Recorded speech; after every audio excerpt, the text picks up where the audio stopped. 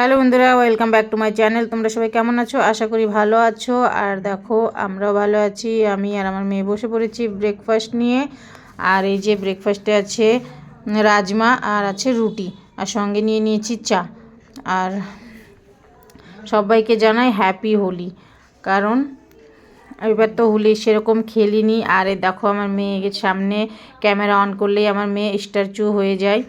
তো এই যে স্ট্যাচু হয়ে বসে আছে। আর মেয়ের তো টেনশন দেখেছো, ওর চোখ মুখগুলো ফুলে গেছে আর কেমনই হয়ে গেছে, কারণ এই যে রাত জেগে জেগে পড়ছে, ওই জন্য চেহারাটা এরকম হয়ে গেছে। তো ও বলছে যে তুমি শুধু হুটনাট করে যখন তখন ক্যামেরা অন করে দাও কেন?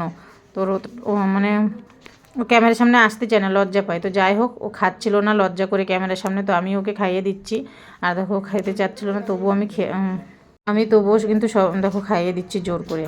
তো যাই হোক, এই যে রুটি খেতে খেতে তোমাদের সঙ্গে একটা কথা বলি। আর এই দেখো, এই যে কুসুরগুলো দেখছো, কুসুরগুলো আগের দিন গিয়েছিলাম কিন্তু রাত্রে বাজারে। এখানে যে বললাম না, হাট বসে শুক্রবার আর সোমবার করে, এসে হাটেই গেছিলাম। এখন তো আমরা বাজার বাজার করতে করতে অভ্যেস হয়ে গেছে, মুখে বাজার বলি। এমনি তো হাট, এটাকে হাটই বলে গ্রামগঞ্জের মানুষ, কারণ সপ্তাহে 2 দিন বসে। তো যাই হোক, এই যে গেছিলাম হাজব্যান্ডের সঙ্গে, তো দেখে ভালোই লাগলো, নিয়ে আসলাম। অনেক দিন পর কুসুর বাড়িতে নিয়ে এসে খাবো। এখনও খাইনি, কেমন মিষ্টি তাও জানি না। তো যাই হোক, এই যে আছে। আর এই যে মেয়ের সঙ্গে বসে এটাই বলছিলাম যে পরীক্ষা কেমন দিচ্ছিস, কি ভালো কি মন্দ। তো বলছে ভালোই হচ্ছে, কারণ দেখো এখানে কাজ করি, তো কাজের ঠেলায় না বাচ্চাদের সঙ্গে কথা বলারও সময় পাই না, এমন অবস্থা। তো তোমাদের সবার আগে প্রথমে এটাই বলবো যে প্লিজ ভিডিওটা পুরো দেখে একটা লাইক কমেন্ট করে দিও, আর যদি ভালো লাগে একটু শেয়ার করে দিও। দেখো, আমরা গরিবই ধরতে গেলে, গরিব মানুষ লোকের বাড়ি কাজ না করলে কিন্তু আমাদের খাওয়া নেই। আর এই দেখো, এদিকে মেয়ে চালিয়েছে গান। তো ওই যে উপরকার ঢাকনটা হটিয়ে দিয়েছে, আমি আবার লাইট লাগছে চোখে, ওই জন্য এটা লাগিয়ে দিয়েছি। তো ও মানে খুব জোরে গান চলছে, ওই জন্য কিন্তু আওয়াজটা দ্বিতীয়বার দিচ্ছি। আর শুধু ঘরে গান চলছে তা না, বাইরেও কিন্তু চলছে, কারণ রাস্তার ধারে ঘর তো বিশাল প্রচুর আওয়াজ আসে। তো ওই জন্য ধরো আমিও ঘরে গান চলছে, ওই জন্য কিছু আর বললাম না, চলো কোনো ব্যাপার নেই। তো এই যে কথা বলতে বলতে খাই। আর তোমাদের সঙ্গে একটাই কথা বলার, যে দেখো বন্ধুরা, দেখো আজকে বানাবো 2 রকমের পরোটা। আর 2 রকমের পরোটা কি কি সেটা বলে দিচ্ছি। দেখো, এটা বানাবো আলুর পরোটা। আলুগুলো সিদ্ধ করে আমি গ্রেট করে নিয়েছি, কারণ ফ্রিজে রাখা ছিল, বিশাল ঠান্ডা। তো দেখো, মশলা তো মিক্স করে নিয়েছি। আর এদিকে বানাবো ফুলকপির পরোটা। তো দুটো পরোটার মিক্সার আমি রেডি করে এরকম মশলা লাগিয়ে রেখে দিয়েছি। আর এখন বানাতে যাবো, তো চলো বানাই। শুধু পরোটা বানাচ্ছি না, সঙ্গে কিন্তু ডাল, টক ডাল আর ভাতও রান্না হচ্ছে। তো এই যে এগুলো এখন বানাবো। তো কথা বলতে বলতে চলে এলাম প্রাকৃতির মাঝে।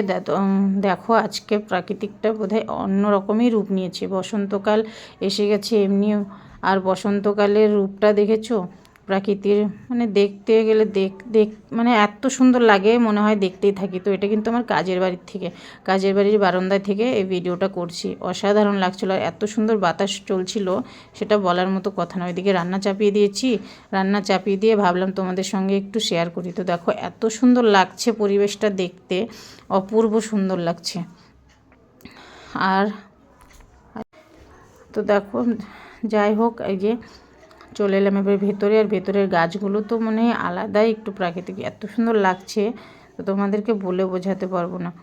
তো মানে কথা তোমাদের সঙ্গে অনেকই বলার আছে, কিন্তু বলি না, কারণ তোমরা জানি না আমার ভিডিওটা পছন্দ করো কি না। আবার এদিকে যদি বেশি বলি তখন বলবে যে ন্যাকামি করে, ওই জন্য আর কিছু বলি না। দেখো, রান্নার কাজ করি, তো ওই জন্য যে রান্নার বাড়িতে গিয়ে একটু যখনই সময় পাই হুটহাট করে আমরা কিন্তু ভিডিও করে নিই। তারপরে দেখো হয়ে গেল সন্ধ্যা। আর সন্ধ্যার সময় এই সোসাইটির মধ্যে দেখো জ্বলাচ্ছে হোলিকা। তো হোলিকা তো এখানে অনেক বড় তেওয়ার মানাই। দেখো কতটা পরিমাণে ভিড় হয়েছে এই সোসাইটির মধ্যে। আর দেখো এটা জ্বলাচ্ছে, তো মানে এদিকে পূজা হচ্ছে, পণ্ডিত মশাই এদিকে মন্ত্র বলছে, আর এদিকে কিন্তু সবাই ঘুরে ঘুরে পূজা করছে এবং ইয়ে করছে। তো আমি একটু দাঁড়িয়ে ভিডিও করে নিলাম তোমাদের সঙ্গে শেয়ার করার জন্য, বেশ ভালো লাগছিলো। আমারও তো মন করছিল যে ওখানে গিয়ে একটু আমিও পূজা আর্চা করি এবং ইয়ে করি। তো যাই হোক, এরকম তো আর হয় না, সবার সাথে সবার মানায় না। তো হচ্ছিলো, দূরে থেকে দেখছিলাম, ভিডিও করছিলাম, বেশ ভালো লাগছিলো। আর এতটা পরিমাণে ভিড়, মনে হচ্ছে মেলা লেগেছে। তো দাঁড়িয়ে থেকে একটু দেখে টেকে তারপরে বাড়ি এলাম। আর এদিকে দেখো, অনেক দিন পর কিন্তু এই যে কুসুর খাচ্ছি। তো চলো আজকের মতো ভিডিওটা এই কুসুর খেতে খেতে শেষ করছি। তো তোমরা সবাই ভালো থেকো, সুস্থ থেকো, সাবধানে থেকো। আর কালকে হোলি খেলা, একটু সাবধানে সবাই হোলি খেলো, কেমন? আর এই যে কুসুরটা কিন্তু হাতে নিয়ে তো অনেকগুলো কথা, অনেক স্মৃতি মনে পড়ছে। কারণ সব থেকে বেশি মনে পড়ছে আমার বাবার কথা। কারণ এই যে আমার বাবা যখন ছোটোবেলায় কুসুর নিয়ে এসে দিত, আমরা তো ছিলতে পারতাম না, বাবাকে বলতাম, বাবা ছিলে দিত। তো ওটাই গল্প করছি মেয়ের সঙ্গে। তো যেমন মেয়েকেও দিচ্ছি একটু খেতে, কারণ মেয়ে তো ক্যামেরা ধরে আছে। আর ভিডিওটা যদি ভালো লেগে থাকে এবং নতুন বন্ধুরা যদি হয়ে থাকো, তাহলে প্লিজ একটা সাবস্ক্রাইব করে লাইক কমেন্ট করে দিও, যাতে তোমাদের পরিবারে যেতে পারি, কেমন? টাটা। কুসুর খেতে বসেছি বন্ধুরা, কে কে খাবে চলে এসো। আর দেখো অনেক বছর পর এই যে কুসুর নিয়ে বসেছি।